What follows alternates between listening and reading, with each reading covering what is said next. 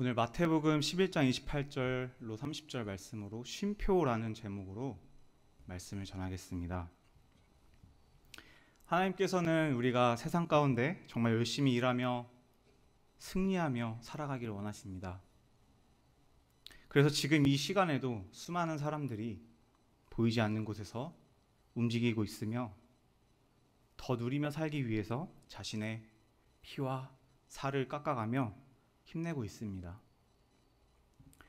땀을 흘리며 얻은 그 수확들을 통해서 우리는 하나님 앞에 건강을 얻고 하나님이 주시는 귀한 수확물들을 얻습니다. 땀 흘려 얻는 정직한 수확물이 정말 하나님께서 바라시는 것들이지요. 그렇기에 우리가 어디서 일하느냐 보다는 어떻게, 왜 일하는지 그 부분에 대해서 더 가치를 가지셔야 합니다. 우리의 일하는 목적은 내가 돋보이기 위함이 아닌 바로 하나님이 보여지기 위한 것이기 때문이죠. 그런데 많은 청년들이 일을 하고 싶어도 일할 곳이 없어서 너무나 힘들어합니다. 또 많은 어르신들이 쉬고 싶어도 쉴 수가 없어서 힘들어 하십니다. 이게 사회의 아이러니한 구조입니다. 하나님이 바라는 사회가 과연 이런 모습이셨을까요? 하나님께서 천지를 창조하셨을 때 이 땅 가운데 그리셨던 그 구상도가 과연 무엇이었을까? 아무리 생각해보고 아무리 상상을 해봐도 제 머리로는 너무나 복잡해서 답을 내릴 수가 없습니다. 세상 속의 인구는 늘어나는데 그 속에서 살아가야 할 방법들을 우리는 찾아내야 합니다. 그 일을 하면서 얻어야 합니다. 수확이 필요합니다. 그 가운데 누군가는 엄청난 이익을 가지고 또 반대편에서는 누군가 손해를 보고 살아갑니다. 계속되는 실패 속에서도 또는 평범한 삶을 벗어나기 위해서 누군가는 성공을 바라보며 끊임없이 도전을 하고 누군가는 평범한 삶이라도 유지하기 위해서 쉼이 없이 살아갑니다. 우리가 열심을 가지고 나아갈 때 얻는 큰 기쁨이 있습니다. 그렇게 그 기쁨을 놓치기 싫은 욕심을 가지게 되죠. 성도의 신앙생활도 그렇습니다. 기도하고 얻는 응답과 열심히 전도하여 얻은 귀한 영혼, 열매들을 또 열심을 내어 봉사할 때 얻는 기쁨들, 우리의 신앙생활을 통해서 경험케 하시는 하나님의 귀중한 섭리들입니다. 그러나 아이러니하게도 대부분 그 기쁨을 너무나 쉽게 잊어버립니다. 우리가 기도하지 않으면서 응답해 주시길 바라고 전도하지 않으면서 증가되기를 바라고 자신은 아무것도 하지 않으면서 다른 이들이 열심히 하길 바랍니다. 나는 아무것도 안 하면서 달라고 얻기만 원하는 것은 강도와 같습니다. 이는 우리가 살면서 하나님 앞에 행해야 할 것들도 마찬가지입니다. 여러분, 일이라는 말은 히브리어로 물라카라고 합니다. 이 물라카는 일상의 일들 뿐만이 아니라 우리가 교회에서 하는 모든 일들, 그런 관련된 사역들까지도 다 물라카라고 합니다. 그러므로 그리스도인으로 살라는 것은 그 의미는 세상 직업을 버리고 사는 것이 아니라 모든 것을 포함하여 하나님께서 주신 은사대로 각각 부르심을 받은 대로 하나님과 함께 거하는 삶을 살라는 것입니다. 즉 모든 일, 모든 노동의 삶을 말합니다. 하나님은 나의 노력과 나의 힘으로 열심히 가지고 일하며 얻은 수확을 바라보며 얻는 기쁨을 주셨습니다. 월급날 슬프신 분 계신가요? 모두 기쁘시죠? 월급날을 바라보며 사시지 않습니까? 수고와 땀을 흘리며 얻은 대가는 그만큼 우리에게 너무나 소중한 것입니다. 며칠 전 장모님 환갑이라 장인 어른 댁에 내려갔었습니다. 장모님을 위해서 맛있는 식사를 대접하고서 이제 맛있는 차를 대접하려고 가려고 하는데 갑자기 장인 어른이 본인 교회에 출석하시는 한 권사님께서 매실밭에 매실들을 따가라고 하셨다고 집으로 가자고 하십니다. 그래서 댁에 들려서 옷을 갈아입고 뜬금없이 매실을 따러 갔습니다.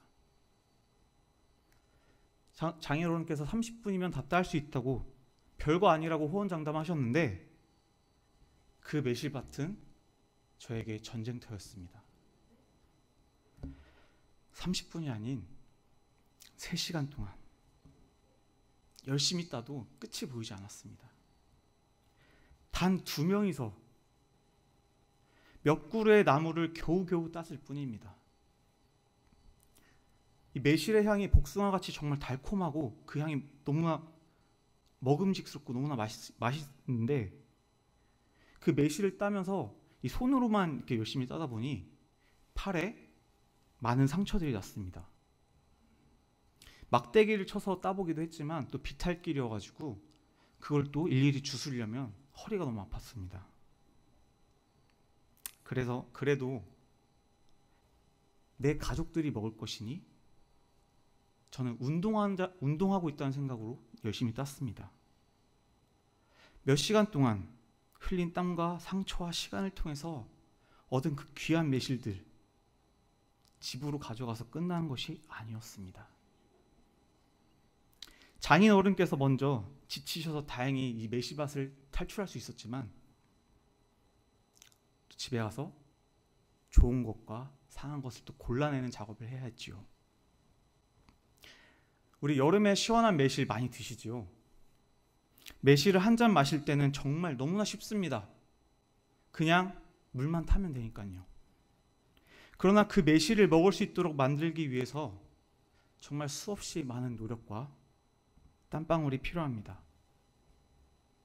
나무에 붙어서 매실을 따기만 해서 끝이 아니라 그 매실을 다 골라내기도 해야 되니까요. 그래서 한 잔의 매실 엑기스는 동전을 넣고 버튼을 누르면 그냥 나오는 음료수가 아니라 사람의 노력과 손길이 그만큼 필요하다는 겁니다. 누군가가 열심히 일을 했기 때문에 우리가 맛있는 것을 먹고 살 수 있습니다. 부모가 자식들 맛있는 걸 먹는 모습을 보면 얼마나 기분이 좋으시겠습니까? 하나님도 똑같습니다. 자녀들이 하나님의 열매를 얻기 위해서 열심히 구하며 찾으며 두드리고 있을 때 하나님이 얼마나 우리를 기특해 하시겠습니까? 하나님은 사람이 노력한 만큼 거두게 하셨습니다. 갈라디아서 6장 7절 말씀에서 사람이 무엇으로 심든지 그대로 거두리라 이렇게 말씀하십니다. 하나님은 심은 대로 거두는 이 정직한 추수의 법칙을 우리에게 주셨습니다. 그렇게 정직함에 당하는 불이익을 우리는 두려워할 필요가 없습니다. 지금 당장 불이익으로 보일 수 있는 것들이 결국에는 하나님은 선하게 사용하셔서 우리에게 돌려주시기 때문입니다. 사람에게 주어진 시간에 하나님의 일을 위하여 열심히 일할 수 있다는 것도 하나님이 허락하신 축복이기 때문입니다. 그런데 왜 이렇게 일을 하는 것이 힘들까요? 우리가 하나님 앞에 살아가면서 정직하게 땀 흘리며 살아도 수많은 어려움이 닥치죠. 처음에 하나님께서 태초에 천지를 만드셨을 때 이 세상이 어떠했죠? 창세기 2장을 통해서 하나님께서 지으신 이 땅에 대한 묘사들을 살펴볼 수 있습니다. 우리가 직접 씨를 뿌리고 밭을 일구어야 나무가 열매를 맺고 유실수들이 열리는 곳이 아닌 하나님께서 직접 일구신 나무와 꽃들과 열매들 그런 것들이 가득한 곳이었습니다. 그저 주시는 대로 우리는 받아 먹기만 하면 됐습니다. 그런 곳에 하나님은 우리 사람을 만들어 주셨습니다. 결국 일이란 것의 본질은 우리의 생명을 유지하기 위한 것이라기보다는 하나님이 만드신 창조의 질서 속에서 하나님과 동행하며 자유롭게 누리며 사는 그런 상태였습니다. 그런데 이는 죄 때문에 일을 하게 된 상태가 아닙니다. 주어진 일이 더욱 힘들어지고 헛된 수고와 실망이 생길 것이라는 의미입니다. 창세기 3장 17절로 19절 말씀을 읽어드리겠습니다. 땅은 너로 말미암아 저주를 받고 너는 내 평생에 수고하여야 그 소산을 먹으리라. 땅이 내게 가시덤불과 엉겅퀴를 낼 것이라. 내가 먹을 것은 밭의 채소인즉 내가 흙으로 돌아갈 때까지 얼굴에 땀을 흘려야 먹을 것을 먹으리니 내가 그것에서 취함을 입었음이라. 너는 흙이니 흙으로 돌아갈 것이니라 하시니라. 아멘. 우리가 하나님의 말씀에 그 불순종함으로 그분의 공급을 떠나서 우리는 우리의 선택에 대한 책임을 지게 됩니다. 그래서 모든 것을 하나님께서 주신 에덴 동산을 벗어나 땀과 노력의 결실이 있어야만 열매를 얻을 수 있는 곳으로 가게 되었습니다. 성도님들, 우리가 기쁨으로 일하며 수고할 수 있습니다. 하나님을 정말 기쁘게 하며 살 수 있습니다. 노동은 하나님의 형상대로 지음받은 인간의 존재 근거입니다. 우리가 일을 하며 겪는 근심, 걱정, 어려움, 실망 등이 결국 하나님의 곁을 떠나 살기로 한 우리 인간에게 들어온 땅이 주는 가시덤불과 엉겅퀴라는 겁니다. 이런 상황 속에서도 우리 아버지, 우리 하나님은 우리를 등지시지 않으셨습니다. 자녀를 끝까지 주시하시면서 돌보아 주십니다. 그렇게 예수님은 우리에게 본문의 말씀과 같이 수고하고 무거운 짐진 자들아 다 내게로 오라 내가 너희를 쉬게 하리라 이렇게 부르시고 말씀하십니다.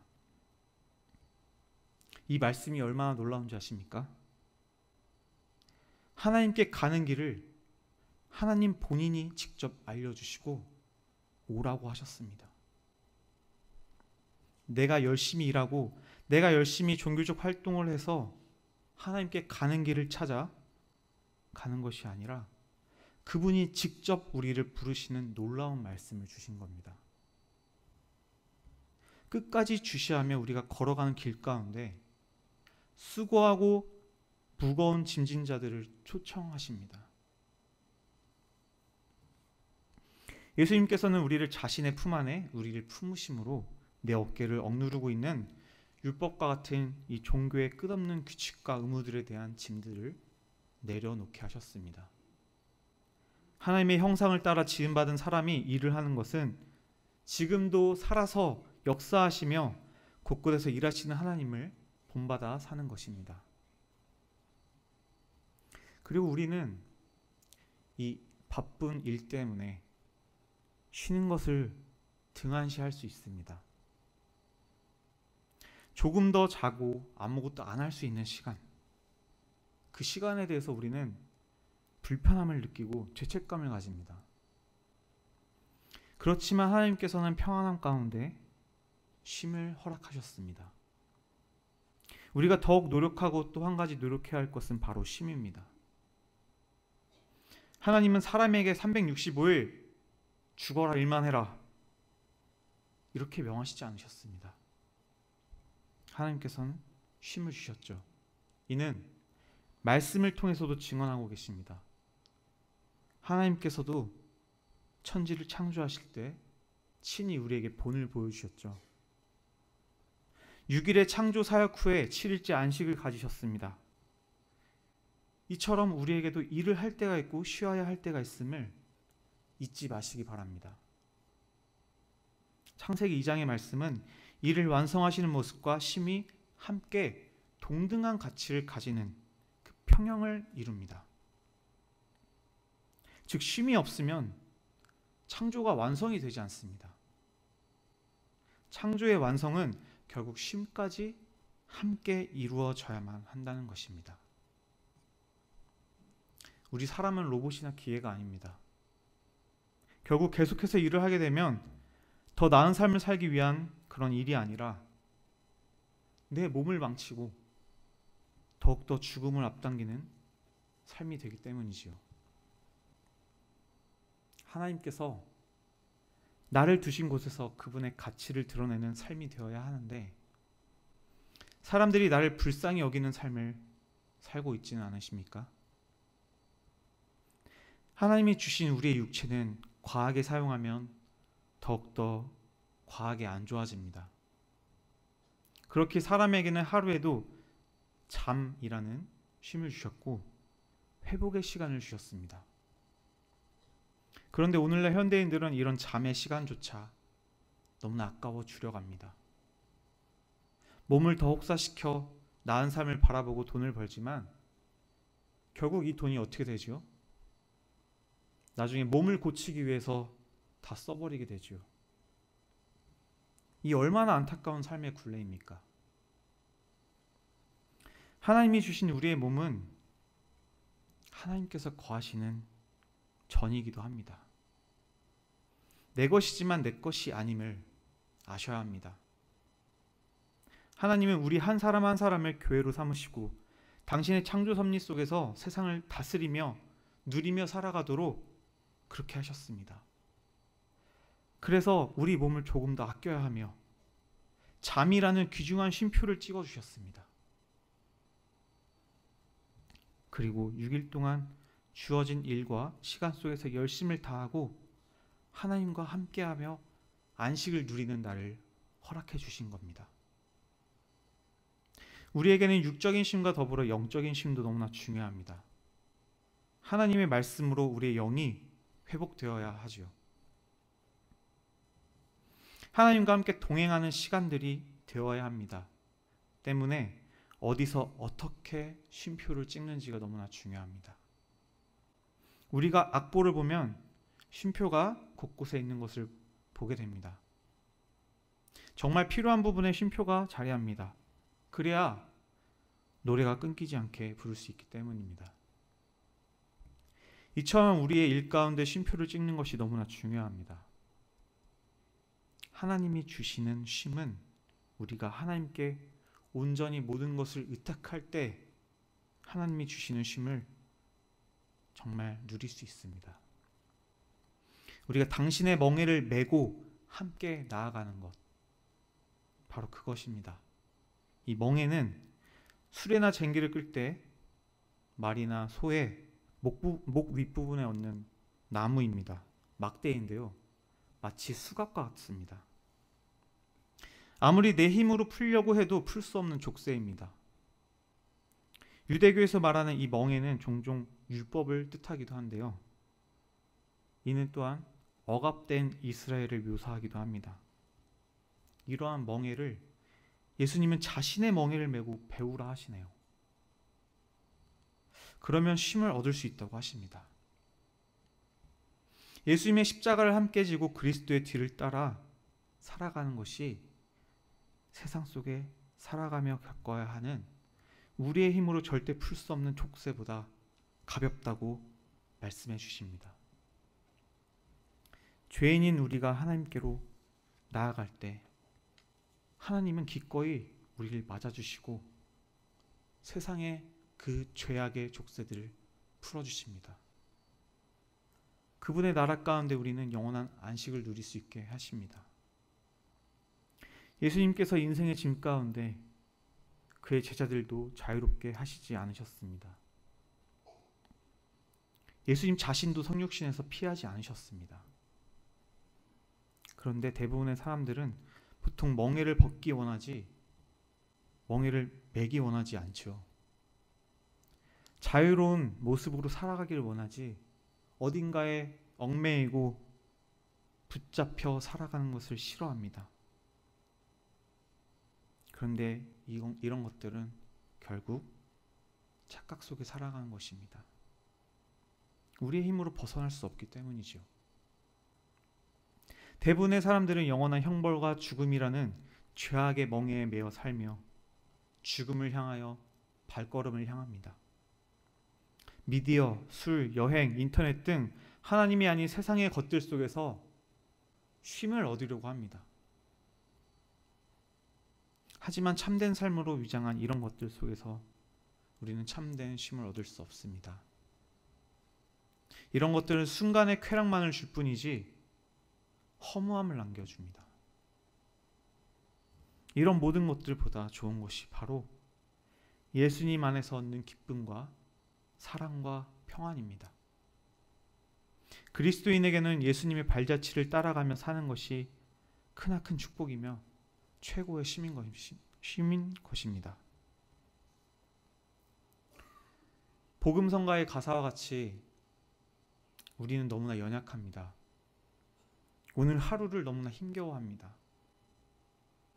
그렇게 그리스도 안에서 우리는 보호받아야 하고 그리스도를 힘입어 살아가야만 합니다. 우리의 모습 속에 살아서 역사하시는 하나님의 자녀인 우리는 일과 쉼의 균형을 가지고 살아야 합니다. 항상 하나님 안에서 거하기로 작정한 우리의 결단은 가볍지 않습니다. 삶 속에서 쉼표를 찍는 결단은 너무나 어렵습니다. 모든 것을 내려놓을 수 있다는 결단이 필요하기 때문입니다.